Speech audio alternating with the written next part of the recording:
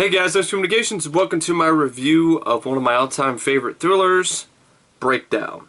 Now this is a thriller starring Kurt Russell that is done right. This deserves the praise it gets. This is the film. I can understand why people praise this one and give this, put this film on high regard as one of the better thrillers of the 90s, because I agree with them. Again, at 80% of Rotten Tomatoes from critics when it came out. There's like one critic who was like complaining and like bitching about saying that, well, Kurt Russell wasn't a believable character when it comes to him. You didn't really believe that he was really, distraught or in distress, or that he was really, basically was saying some bullshit about he didn't buy him. This is pretty much it. This is Stephen Hunter of the Washington Post criticized Kurt Russell for not conveying a desperate husband, willing to fight for his missing wife. Writing, he does a lot of running around while making desperate faces, but he never projects a sense of deep rage. He never gets dangerous, and thus the movie is shorn of its one primitive gratification. The image of a civilized man who finds a Peruvian commando inside himself and lays waste to those who underestimated him. Stephen Hunter, you're a fucking dumbass. That's all I gotta say. I'm sorry. I mean, really, come on. If you look at this film and say that Kurt Russell did not believably play, or convey a desperate husband looking for his missing wife, you're fucking high. I'm sorry. Oh, so he never got dangerous. What about the stuff where he's fucking up M.C Gainey, stabs him in the shoulder, and then smacks him in the face with the butt of the gun? How about that? What about the scene, when he literally points a gun at J.T. Walsh and the rest of the family, and then takes J.T. Walsh and the family to, but just before, J.T. Walsh isn't going to go into the freezer willingly, so, J.T. Walsh has to say one last word, like, oh, you're making a big mistake, because, I'll find you. And he's like, you fuck! And then he kicks him right in the face. And then he, like, uses the chain at the end, J.T. Walsh is they're hanging on for dear life on the side of the truck that's hanging over the overpass, and J.T. Walsh is trying to smack him with the chain, and he grabs the chain, and then pulls his ass over and, screaming to his death on the rocks.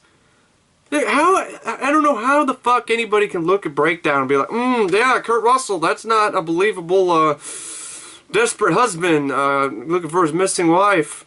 He doesn't project a sense of deep rage. He never gets dangerous. What about that one scene? That one scene alone when he kicks J.T. Walsh in the face is all you need. It's not over. You fuck! It's great. Anyway, I'm all over the place, but that's normal for my reviews. But I just thought I had to mention that because I'm just like, ugh, really? So I guess it got assigned an average rating out of 100 reviews from mainstream critics, but it received an average score of 73 based on 119 reviews. Roger Ebert liked it. He said it was taut, skillful, and surgically effective. But although he felt the ending is unworthy of it, because he also had a problem with the film. He thought the ending was, well, mean-spirited. Like, oh, Kathleen Quinlan murders him. That was unnecessary. Murdered the killer. I'm like, what? I don't know how you can look at the end of this movie and complain and be like, oh, that's not nice. Dropping a truck on some, psychopath who's killed hundreds of other people, probably, missing persons and wives and husbands and an overall scumbag. We're supposed to feel sympathy for him. You're supposed to have some sympathy plea? Bullshit. I would have done the same thing that Kathleen Quinlan did. Dropped the fucking truck on his ass. A lot of people would have done the same too. Anyway, Breakdown's a 1997 film directed by Jonathan Mostow, and it also has a screenplay by Jonathan Mostow with some help by Sam Montgomery, and it also is based on a story by Jonathan Mostow. I can safely say this is my favorite Jonathan Mostow movie. He directed a thriller that one of his first films, Flight of the Black Angel, which I'll be reviewing after this, that I enjoy as well. But I like this one a lot. I mean, this is a movie that really surprised me. This is one of the few movies that I never heard of. I found it on VHS. I'm like, a Kurt Russell movie I've never heard of. And then I checked it out as soon as possible. Like, literally the night that I, purchased it. And I loved it. And, every time I see this, it just is equally great and equally emotionally powerful. It's just a film that really gets me emotionally involved. Really, really, really powerful performances, I thought. Kurt Russell, one of his best acting performances. Really well written. It's taut. It's suspenseful. It's not boring like Executive Decision. This is not a movie where nothing fucking happens. There's a good amount of things that happen in this movie. And I thought the way that they were handled were very adept and very well done. And it's just, there's a lot of things about the film that really works. And mainly, I think one of the things that really makes the film really impactful with each viewing is that the villains are just so despicable.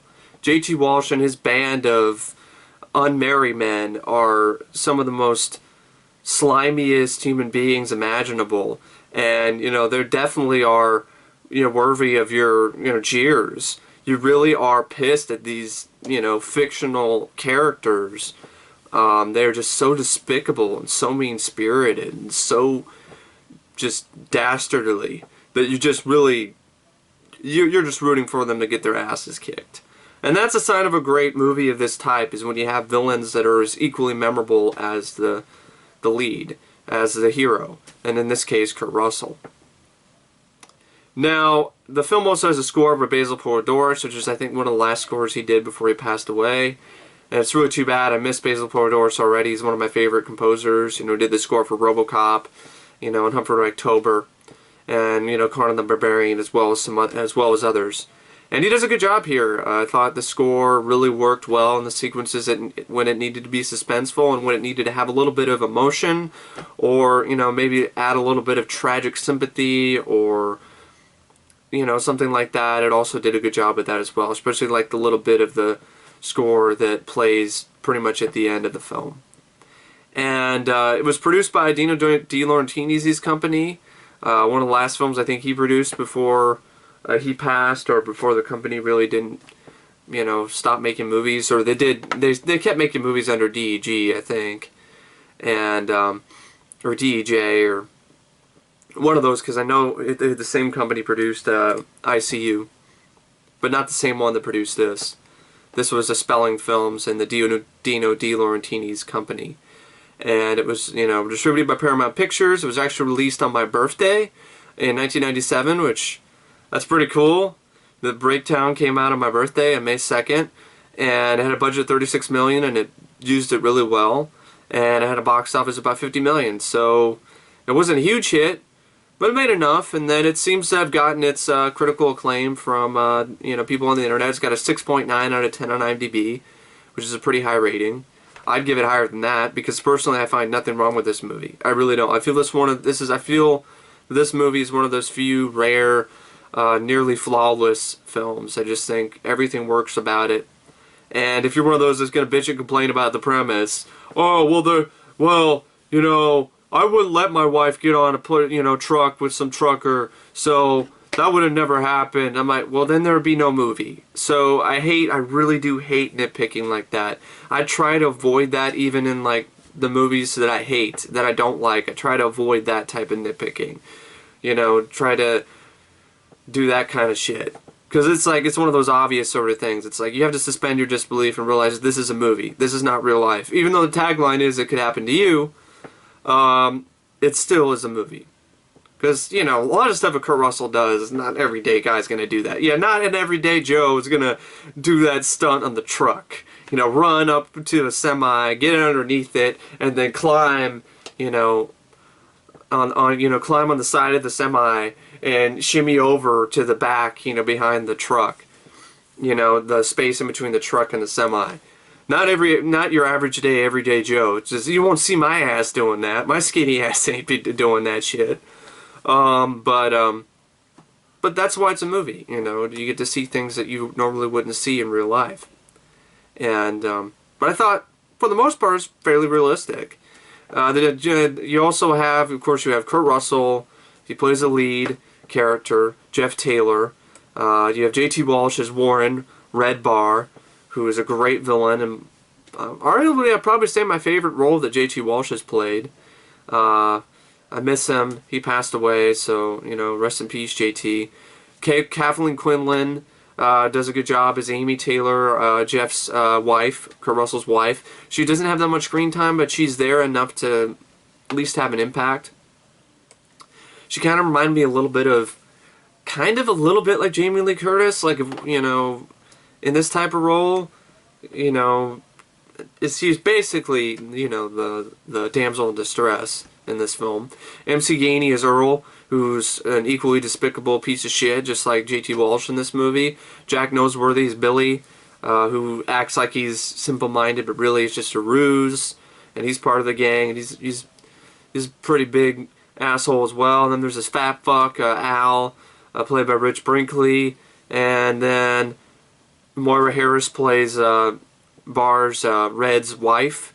I thought she did a good job. She didn't have a lot of screen time, but I thought she did a fairly good job. I felt for that character, I really did, because she had no idea that her husband was this psychopathic, you know, murderer, pretty much. She had no idea about that. She had no idea that there was, you know, that there were acts going on in her barn for years that she had no idea about.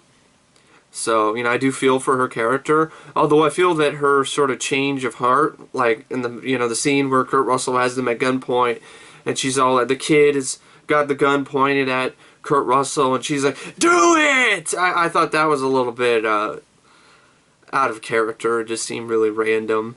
It was like, okay, really? Like, the way she said it, like, maybe it should have just, the way that her approach was just not right. Because it just sounded like she's like, you know, kill that son of a bitch! Do it! You know, and not really. I thought Kurt Russell did a good job, his character, Jeff telling to the kid, you know, no, I'm not going to hurt your mom. I'm not going to hurt your mom. So, but I guess she didn't buy it. And then Rex Linn is also in this as Sheriff Boyd. I thought he did a job for a little bit that he was in the film. And there's a few other actors here and there. Kim Robillard as Deputy Len Carver. He's been in a few other movies. And the film was filmed on location in Sacramento, California, Victorville, California, Pyramid Lake, Moab, Utah, Sedona, Arizona. And I'm just going to look up some trivia real quick before if there is any, before I get into the plot synopsis. Kurt Russell was helicoptered in and out of areas of shootings so he could be with his family in Los Angeles at night. Red J.T. Walsh's 18-wheeler is visible in the background behind Earl. M.C. Gainey when he first approaches Jeff at the gas station. The original opening in the script shows Jeff Taylor as a photographer in an unnamed war-torn area. He blames himself for the death of a woman, and upon returning to America, quits freelancing and takes a job in San Diego. I'm glad I'm glad the film didn't open that way. I like the way that it opened up. It's just a normal, everyday couple. You know, they decided to move because they were trying to look for greener pastures, and then, you know, this stuff happens. Crazy stuff happens. It really challenges their relationship. In the original script, Red talks briefly to Amy in the gas station store at the beginning of the film. Writer-director Jonathan Mostow got the idea for the film while driving through Las Vegas with his wife. Film composer Basil Poradores had to record 2 scores for the film because the first one was rejected. Huh. Sounds interesting. I wonder what the first score was. Kurt Russell has starred with J.T. Walsh before in Tequila Sunrise, Backdraft, and Executive Decision. So yeah, you want to see a better thriller starring J.T. Walsh? Then Executive Decision? Breakdown. So it doesn't just apply to Kurt Russell, it also applies to J.T. Walsh.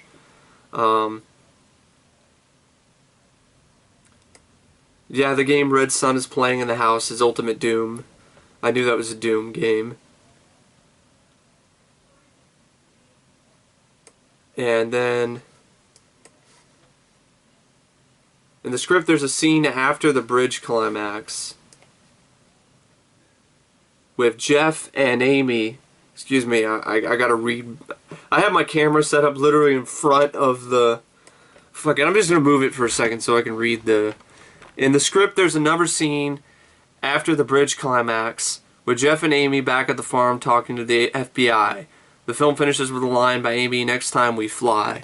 This line was deemed out of place and dropped. I'm glad, because that would be a little bit out of place. It'd be pretty corny. Not much in terms of trivia, just a little bit. But the gist of the plot is that while driving cross country from Boston to San Diego in their new Jeep Grand Cherokee, Jeff Taylor and his wife Amy narrowly miss colliding with a beat-up Ford F-150 that darts in front of them from a connecting road on a deserted highway. Later, while stopped at a gas station, the truck's driver, Earl, exchanges hostile words with Jeff before the couple resume their journey. Right off the bat, you just think that Earl's an asshole. You're just like, this guy's an asshole. He cut them off. Like, what the hell is this guy's problem? You definitely do feel for Kurt Russell. You feel the same way Kurt Russell and Kathleen Quinlan do about this guy. You know, you don't trust them and you think he's a prick. Later, while stopped at his gas station, the truck's driver, Earl, exchanges hostile words with Jeff before the couple resume the journey. He's still giving them shit. And their Jeep breaks down in the middle of the desert, and leaving Jeff with the car. And Amy accepts a ride from a passing big rig trucker named Red Barr, driving a Peterbilt 385 to get to a nearby diner called Bell's Diner and call for help. Jeff eventually discovers that the Jeep's battery connections have been suspiciously tampered with, and after reconnecting them, drives to the diner only to find out that no one has seen his wife. And so it's just a really simple plot. Really, there's really not a lot of twists and turns. There's a decent amount like of not really plot twists. It just seems to go along. It's kind of like a bumpy ride. It's really like a thrill ride. It's kind of like, you know, the ride that Kurt Russell has when he's driving down the rocks to get away from M.C Gainey in an earlier scene. That's kind of like this movie. It's just, it's bumpy, there's a lot of twists and turns, and it's, you know, unsafe, but it's really thrilling and exciting, and it's down and dirty, but it's not, it's like an off-road, you know, experience pretty much. It's like off-roading. It's not a lot of twists and turns. There's nothing that's going to take you for a loop. But I wouldn't say it's predictable, though. It really does keep your interest throughout the rest of the film, you know, trying to figure out, you know, okay, what's going on? He took his wife. Like, what's going on here? Why would he need his wife? And then the film does a great job sucking you in, because a lot of this, the whole event, the kidnapping happens just like that. It happens pretty much in the first 10-15 minutes of the film. And I like the way the film opens up with the road maps that form, you know, that zoom in, and then the title comes up. And then I like the photography. Some really beautiful cinematography in this movie by Douglas Milsome, as well as Jonathan Mostow probably helped with that. And beautiful location shots. And I like the sort of banter that Kurt Russell and Kathleen Quinlan have with each other when she's got this, you know, she got some food from the convenience store, and he's like, "Oh, what'd you get for me?" He's like, "I got moon pies and you know, snowballs, you know, gourmet food, snowballs and moon pies and donuts." And she looks at the package of donuts. She's like, 90, you know, look at this. Hey Jeff, look at this. You can win, you know, write in, and you can win 90,000 donuts, or $90,000, or 90,000 donuts. What would you do with 90,000 donuts? And I like how Jeff's like, we'd sell them. I'd sell them for you know, a little bit a piece, and then pay off my mortgage or something like that. Pay off the broker or whatever. And I also like the little bit of line of dialogue they have that really figure out their situation is kind of dire. You know, they're moving in, and you know, they're moving from Boston to San Diego, and you know, because they're trying to find a new job. And they even say, you know, financially we're fucked. and, you know, it's like, I like that little moment that they have. And then, you know, it seems innocent enough, you know, it's hot outside, you know, your wife, you know, you trust, you know, you usually trust truckers. I mean, a lot of people, my dad's a trucker, my stepdad's a trucker, you know, so a lot of people in my family are truck drivers. And I know truck drivers, and, you know, they seem very trustworthy. But in this case, this is like a horror film for truck drivers, because it's like, holy shit, maybe they're not so trustworthy after all.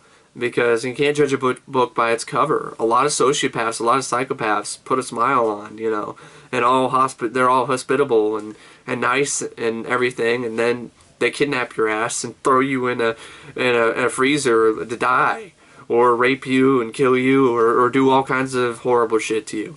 So it's not unheard of, because like some people on the IMDb message board were like, I don't understand, you know, why he would be so nice. I'm like, he's a psychopath. That's pretty much a lot of serial killers are.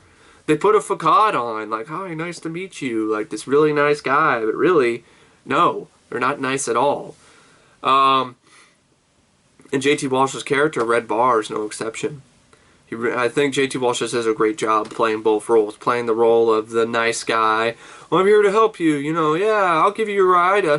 I'll give you a ride up to Bell's Diner. And Kurt Russell declines, and so then his wife goes along with him, and then he goes to the Bell's Diner to meet up with his wife, and she's not there. So then, of course, he's looking around, puzzled, like, what's going on? Where's my wife? She's supposed to meet me here. You know, he's talking to the guy at the diner, you know, the guy who runs the diner. He's like, I don't know, I've never seen your wife before. I don't know, I haven't seen her in here. And then he decides to get back, he gets back in the Jeep. After, you know, because he goes to the diner after he fixed it, and he gets back in the Jeep, and he goes back on the road, and he sees the truck. So he decides to catch up with the truck. He decides to catch up with Barr on the road, and he forces him to stop in a nice little sequence. And then, you know, he's driving alongside him. He's like, hey, honking his horn, and Red's looking over at him with his sunglasses, like, who the hell are you? And he's like, hey, come on. And he's not pulling over, so then he does a maneuver where he gets in front of it. He stops right in front of the truck, so the truck has to stop. Barr gets out, and he's pissed. And, you know, and Kurt Russell doesn't understand. And Kurt Russell's got a smile on his face walking out. He's like, hey, come on. Oh, what's going on here? You know, I'm the guy with the Jeep. You know, you gave my wife a ride 30 minutes ago? And he's like, look here. I've never seen you before. I don't know who you are, and I've never seen you before. Sorry about your wife, but I've never seen you before. And then he's like, what's going on here? Amy! You know, so it's a really, really well, I thought it was a really well done sequence, you know, with the meetup, you know, and J.T. Walsh nails that sequence, because he just deadpanly delivers, I've never seen you before. It was like, what? You know, so... And there were some people who were trying IMDb boards, constant source of, you know, really a great source of entertainment. It's people trying to argue that that's a different truck driver. That's not J.T. Walsh. I'm like, that's J.T. Walsh, but he's wearing different clothes than the other scene, you know, when he picked up, you know, Kathleen Quinlan, so it's a different guy. I have pictures to prove it. No, he's just wearing different clothes. That's it. And that's the typical sort of thing a lot of psychopaths and sociopaths would do to mess with people's heads. So he probably just put on different clothes to mess with Kurt Russell. Just to have fun. And then when a cop comes along, you know, the cop comes along, Kurt Russell flags him down, and the cop, you know, the sheriff, played by Linn, comes out, and then he looks over the truck and finds that there's nothing suspicious, there's nobody hiding in there, you know, there's nothing in the back, and then Kurt Russell's distraught. You know, and he even goes in, despite the cop's orders, and goes into the truck and looks for his wife. You know, Amy, you know, doesn't find anything. And I think his performance is great. He doesn't even say a word in this, in one of these sequences in the scene. He just, great expressions on his face of just confusion and just what the hell? And he's like, you can't just let him go. You know, I know he has something to do with it. He has my wife. I know he has my wife. And it's like, I'm sorry, sir. I don't know what to say. You know, I have his license plate number, and I know where, you know, so I can find him when I need to find him. And, you know, Kurt Russell's pretty much shit out of luck. And then J.T. Walsh has to dig the dagger and even further it in his side and be like, you know, I'm sorry about your wife, but, you know, I hope you find her. You know, he's like, oh, you hate this guy right off the bat. You're like, what a scumbag. So then the sheriff basically tells Kurt Russell, he recommends him to go to the police station. He says, go talk to my deputy and file a missing persons report. So then he goes to the police station where, you know, I like this one scene too, where he's looking over Kurt Russell, with the way this is shot, he's looking over at all these pictures of missing persons. And he's just looking at them, you know, puzzled and with the curiosity, and just seeing all of these missing persons and these women that are around the same age as his wife. And he's just looking at this. He's like, wow, and it really is, even for the viewer, it's like, that's a lot of missing persons in one town, especially women. And so then he files a missing person report, and the deputy then advises him to go back to the diner and wait for his wife. So then goes back to the diner, and they have a little tense scene where he sees the guy. He's looking at his ticket, you know, his tickets, you know, for orders, and he's like, you know, Kurt Russell gets this idea, you know, to grab the tickets and look at him. He's like, let me see your tickets. Let me see your tickets. If my wife came in here, you know, her name will be on the order. And he's like, I'm sorry, I ain't letting you see my tickets. Give me those tickets! You know, and he grabs the tickets, and he's like, all right, hey, I've just had just about enough for you, mister. Then he pulls out a gun. He pulls out a gun at Kurt Russell, and Kurt Russell's acting is great in this, because he literally does look scared shitless. He pulls out the gun on him. He's like, oh, shit. You know, and then he walks out, and then he just, I like the shot, too, where he's just walking around the desert, just scratching his head, you know, in the front of the diner, just wondering what the hell is going on. And then he ends up seeing Billy, the simpleton guy, and then he tells him, you fella who's looking for his wife? And he said, I saw her, you know, saw the girl arriving one truck and leaving another. And then he tells Jeff where they've taken her, but he refuses to speak to police. He's like, you need to speak to police about this, you know, help me find my wife. And they're thinking that they're involved, and then he finds out the location that he mentioned, and then that Billy mentioned, and then he goes in with his Jeep and goes to that location, and then he's ambushed on a back road by Earl, who pulls out the gun. He's like, get out of the car! And then he backs up and crashes through a gate, which is for a road closed, you know, for construction, or it's just closed off because it basically leads into a ravine. So he's getting a nice little tense chase here with Earl and Jeff. He's trying to frantically get a hold of a friend of his from the FBI, a friend of his who knows a guy from the FBI, but his cell phone cuts in and out.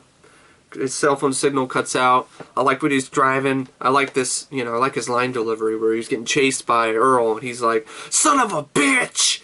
What the hell do you want? You know, what do you want? You know, and then drives away. He keeps driving away from him, and then he drives down, you know, the rocks, and drives out the Jeep into the ravine. So he's in the river, and really looked like Kurt Russell did the stunt himself, literally through the rapids, you know, just going through the rapids. It looked like he did it himself. So I don't want to do that. I mean, I did that inadvertently. Well, I was being cocky, and I was going on a kayaking trip with my family in Nebraska. We were going on a river, and I was trying to think I was hot shit, you know, like, oh, I'm better than all of you, and I'm like paddling really fast and going ahead of everybody, despite, you know, my parents telling me I shouldn't. And, you know, this is a story that's like, yeah, I definitely learned my lesson. Because I'm paddling ahead of everybody, and I beat them, but then I don't know where to dock my kayak and get off. So I'm at a loss, and I try to do something, and I get stuck in a whirlpool of a rapid, a bitch of a rapid, and in the matter of seconds, I get dunked. I get literally just tossed into the river. The kayak flips upside down. I'm in the river. Thank God I had my life jacket.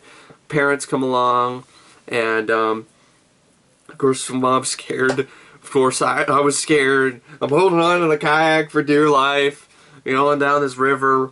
And my mom actually goes over like a barbed wire, literally cuts up her legs to get me, and, you know, to grab me and get the kayak. And everything turned out okay, thank God, but, you know, that was stupid. It was being dumb. So I definitely won't do that again. But I know what that's like. To all of a sudden be just, you know, I have to literally just, you know, but he did it without a life jacket. So you have to struggle, you know, to, you know, what it's like to be dunked in the river. It's with rapids and everything. It's pretty nuts. Like I never shake. I haven't shaked that much and forever. I was even like, I'm like, why am I shaking so much? And my parents are like, and my mom's like, it's adrenaline. I'm like, oh, okay, this is what adrenaline does. But yeah, anyway. So yeah, nice scene with the rapids. I like the little touch that the film has where he gets back on the rocks and he sees the donuts just float by. The $90,000 or 90,000 donuts just float by. And then he ends up thinking he sees what's going on. He sees the people in like a truck. He sees a bunch of people, his attackers, or salvaging his Jeep out of the water. And then he's like, what's going on here? And he overhears something about his wife. And then he gets knocked out by Billy, who you find out is an accomplice who, feigned that he was a simpleton earlier. And then Jeff awakens in the trunk of a car, which is a well-shot sequence. I like the way that it's shot, too, when he gets knocked out. And then it fades to black, and then the picture then goes to color, and with the sunrise, and open the trunk of the car. And then basically happens as he awakens in the trunk of a car surrounded by Earl, Billy, and another accomplice, Al, a tow truck driver, and their leader, Red, J.T. Walsh. And Red tells Jeff that his wife will be released in exchange for $90,000 that the kidnappers think Jeff has in his bank account. Knowing that he only has a small fraction of the assumed amount, Jeff enters a nearby bank to withdraw the money he has. And really well done sequence too. It doesn't seem like there's really much of anything going on in the scene, but the way that it's edited and the way it's written just really feels tense. You really do feel like this is just life or death here. Kurt Russell sweating his ass off, looking around. He's told that he's being watched, and everyone's gonna, if he tries anything, shit's gonna go down. And I like this. This is Red Bar. I don't know if I can do it with this scene justice, but J.T. Walsh does a great job with this line of dialogue. He's basically telling Kurt Russell, don't try any shit, or there'll be consequences. Now, before you get any half-baked ideas about calling in the cavalry, just remember we're going to be watching you every step of the way, and we'll be listening to our police scanners. And if we see anything unusual, an unmarked car or truck, or if we see you talking to anyone who even remotely smells like a cop, well, you can just keep your fucking money, Jeff, and I'll keep your wife, and I'll mail you pieces of her from time to time. It was just you really nailed that line of dialogue, and you're like, this is one sick fuck. So then he goes to the bank, tries to withdraw the money, tries to alert the bank manager if he's in danger. Doesn't happen because he sees some guy sit next to him who he thinks might be in on it. And Jeff then steals marked money ribbons and a letter opener from the manager's desk. And he goes in the bathroom and takes off the plunger part of the plunger and just takes the wooden part of it to use as a blunt, instrument. And then Jeff uses money ribbons to packet $1 bills between $100 bills fooling the kidnappers. And with ransom now in hand, Jeff is then instructed by phone to leave town, where he's packed up and bound with duct tape by Earl in his pickup truck. The shot, I really like the shot where he's walking, and there's a train, up to a train crossing where a train goes by, and, he's got the money in his hand. It's just a really well shot sequence. It's hard to really explain it in a review. It's just a really well done shot scene. There's a lot of scenes like that in this movie. It's a really well shot film. And then he goes in, the guy finds out, oh, it's fake, this is bullshit. He gets picked up and bound with duct tape by Earl in his pickup truck. And, Earl starts, gloating how easy Jeff and his wife were to abduct by rigging their car to break down and leaving the gas station,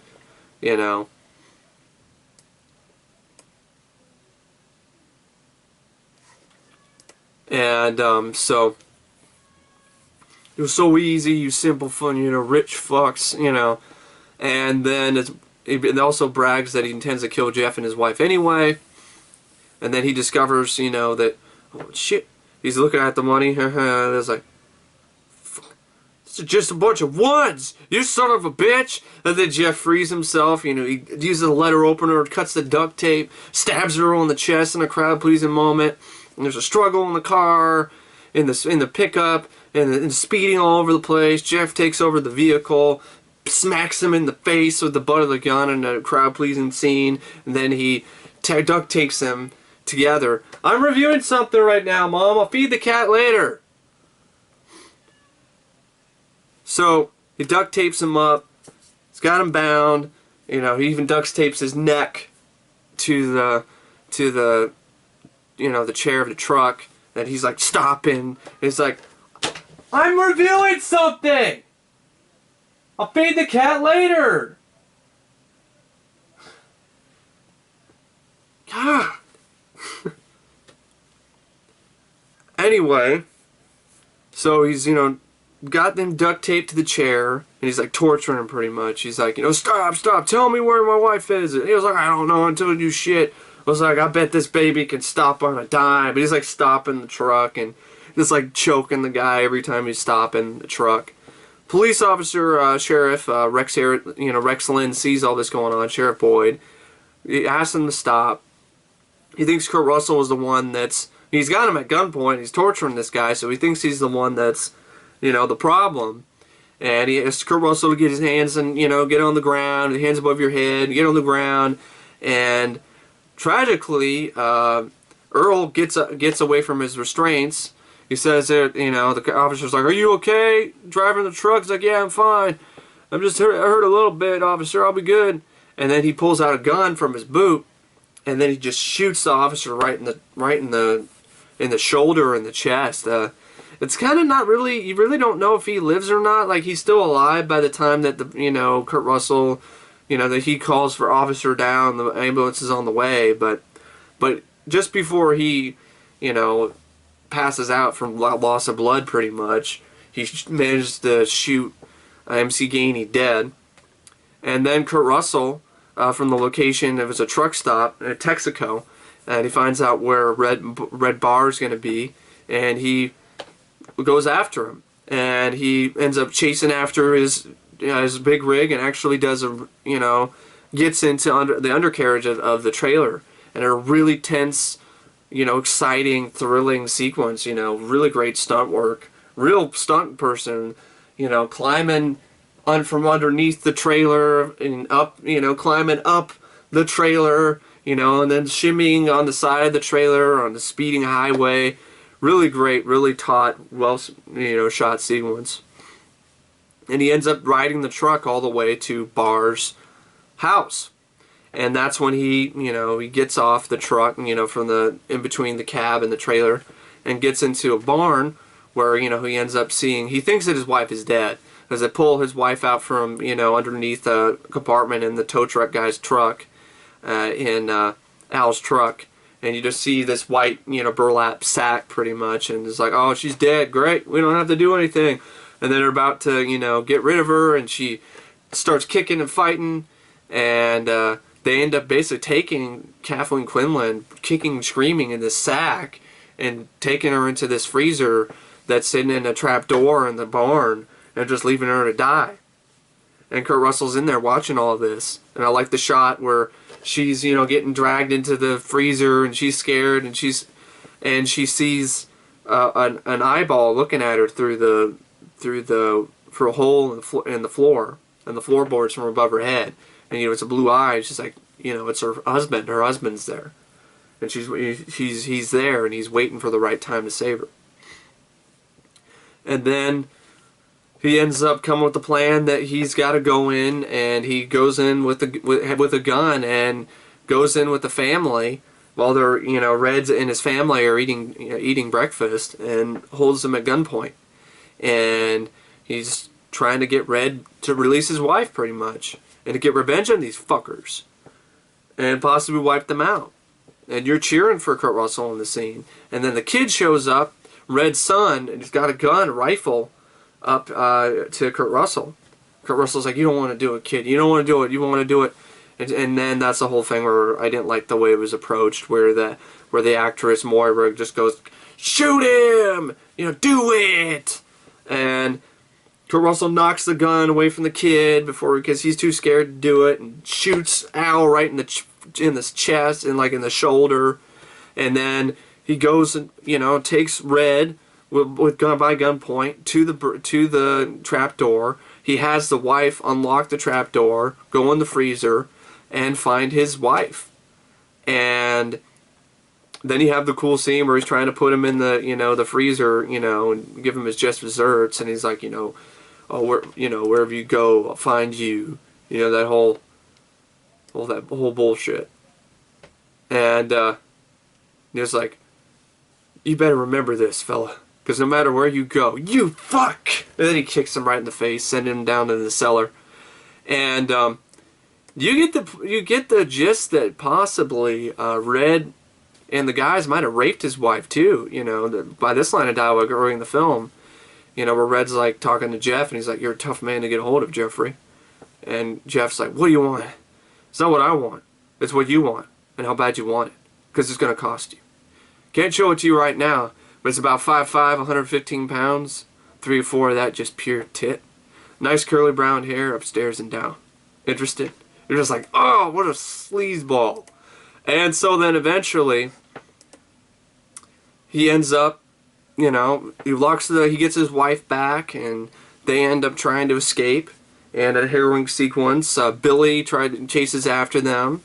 And Red gets in a semi, and they're looking for the keys to this truck in this manufactured home. They find it, but Red sparrows his truck right through the manufactured home, and Jeff manages to grab his wife, and they get away just in time before, they get run over, and they run to the truck and get it started before the semi can ram them. And they go on the freeway in a nice, pretty tense sequence too, where they're getting chased by Al and Billy. And Billy's shooting at him with a shotgun, and Kurt ends up sending his vehicle, flipping. It flips over and then blows up. Red somehow catches up to them because I guess he has ludicrous speed installed in his trailer, in his truck. We would never catch up to him, but it's a movie. I suspended my disbelief. I didn't care. So, and then the fat fuck guy Al tries to give him some shit, and Kurt ends up ramming him, and he ends up, throughout the chase, JT ends up having to release his trailer, so he releases his trailer off the back of his truck, and it's just skidding around on the freeway, and, Kurt, sends Al's car just careening through the tractor trailer that's just sliding on the freeway in a really well done, short little action sequence. And then the end of the film is pretty much JT Walsh has got Kurt, and he's got Jeff and Amy, and they're in the truck, and he's got them like this. He's got the truck, and he's just ramming them, and their truck is like this, and he's ramming them straight to the edge of the overpass. He's ready he's going to kill them. A really suspenseful, intense sequence. And Kurt gets out of the truck to go into the pickup and beat the shit out of Red and save his wife and his own, save his wife's life and his own. And a really tense taut sequence, and punches him, and the truck, falls, and it gets stuck, it falls off. He guns it, and it basically just, the truck drives over the semi drives over the Ebert truck, and then goes careening off the edge of the overpass, and just somehow ends up just hanging on the edge of this metal bar of some sort that's hanging on the side of the overpass. And Kurt and JT Walsh get sent out the window, and they're holding on for dear life. And Kurt then gets on the top of the semi, where JT Walsh is there, and a crowd pleasing, series of punches, just punching the shit out of JT Walsh, and it's just like, yeah, kick his fucking ass. And then JT Walsh ends up kicking him though in the face, good front kick, sends Kurt Russell off the top of the semi, and he's holding on for dear life onto the semi. And JT Walsh is smacking his hands with his chain, and then Kurt grabs the chain. I like the way that's shot with Kurt. You see the eyes of JT Walsh, and just like, oh shit, like the oh shit moment, and then you see Kurt's eyes, and he's just like, you're going down, motherfucker, and then pulls in the chain, and he just falls to his death, the rocks below. And then Jeff and Amy, Jeff's looking down at the rocks, and Amy looks down there and sees that he's still moving, and she pulls the brake off the truck and sends it crashing right into JT Walsh. Just smash! and it just crashes into the rocks below, ending whatever possibility there would be that this sick fuck would still be alive to torture and ruin more poor people's lives. And then the movie pretty much ends with Jeff and Amy holding each other in an embrace. Jeff, definitely going to have to go to the hospital later because Amy's leg is pretty messed up. But after everything she's been through, she's lucky to be alive. And it was all because of her husband and his unrelenting will to find her and make sure that she's okay. Anyway, yeah, that's Breakdown. Excellent film. I really I hold this film in high praise. Nothing but high praise for this movie. And I really don't know what to say about Breakdown because it was rated out of 5 stars. I give 5 out of 5, nothing less than that. And yeah, gotta go feed the cat. So thanks for watching my review of Breakdown, including some interruptions. And I'll see you guys later. See ya.